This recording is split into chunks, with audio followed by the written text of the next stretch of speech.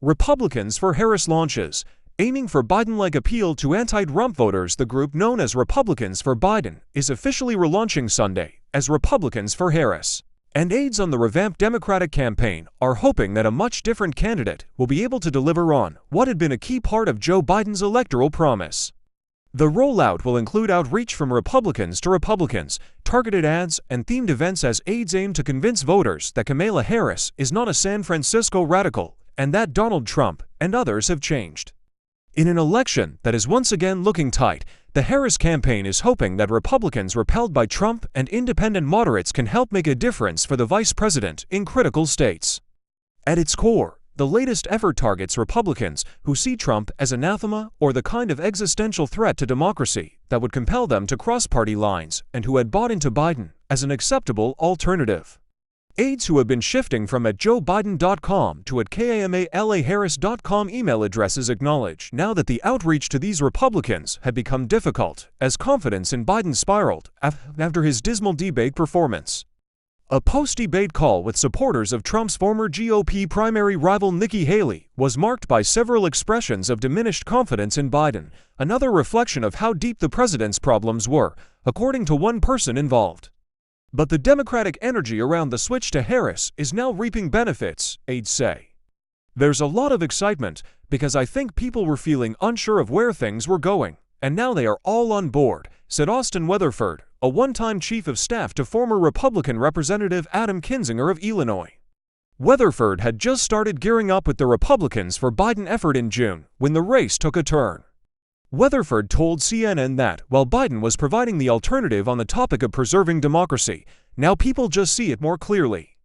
They feel it more clearly. On Monday, the new group will hold kickoff events in Arizona, Pennsylvania, and North Carolina, aides told CNN, already signing on as supporters, former Massachusetts Gov. Bill Weld, the 2016 Libertarian nominee for vice president who then challenged Trump in the 2020 Republican primary.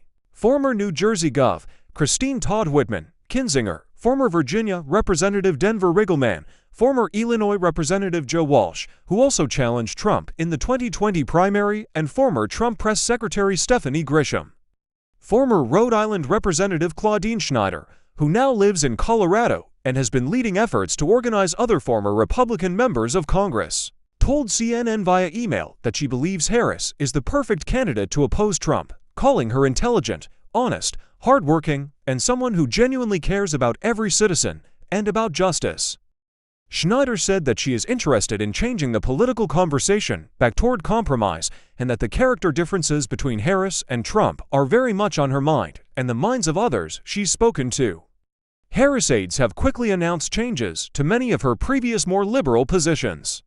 Those include her past support for defunding the police, banning fracking, and a federal jobs guarantee that is part of the Green New Deal. She is a different kind of candidate in a different kind of race, her aides now argue, and they hope that voters will respond differently this fall than they did to her bid for the 2020 Democratic presidential nomination, which creaked to an end just after Thanksgiving 2019. Harris has been doing that work. Now she's in overdrive doing that work, Weatherford said. There's limited time for her to make that case, but she's making it. The more we see of her, speaking to the issues where the broader base of the general electorate is, you're going to have more people fall in line.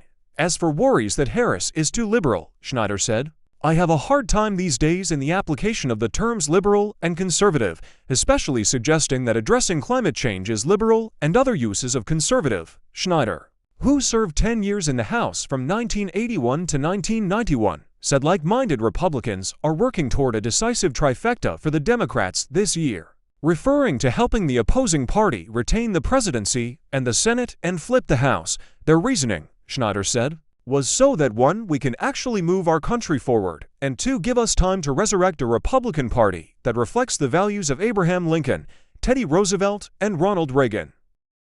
Campaign aides say Harris has been receiving support from Republicans who hadn't previously been for Biden, as well as from those who had. Former Georgia LT. Gov. Jeff Duncan, a CNN contributor who previously said he was voting for Biden, backed Harris in an Atlanta Journal-Constitution op-ed last week, declaring that though my support for Harris didn't come easily, It did come naturally, and calling her the best vehicle toward preventing another stained Trump presidency. Trump's problems with past Republican leaders was evident at the GOP convention in Milwaukee last month. No living previous GOP nominee for president or vice president attended, including former President George W. Bush. All of those past party leaders have expressed concerns, publicly or privately, about Trump, yet none had been supporting Biden, and to date, none have backed Harris. The closest any has come is a social media post from Trump's former vice president turned intense critic, Mike Pence, who 2 weeks ago praised Biden for dropping out of the race. After the assassination attempt on President Trump and President Biden's decision to end his campaign, now is a time for leaders in both parties to project calm and send a message of strength and resolve to America's friends and enemies alike, Pence wrote. In the time since, though, Pence has added several posts critical of Harris' positions on taxes and job growth. While Trump and his campaign have not done much to try to win over Democrats, Weatherford and other Harris aides will be leaning on former Trump administration officials who will speak about how unfit for office they see him. On current and former Republican elected officials who will speak about how the MAGA takeover means the party no longer represents traditional GOP values and principles.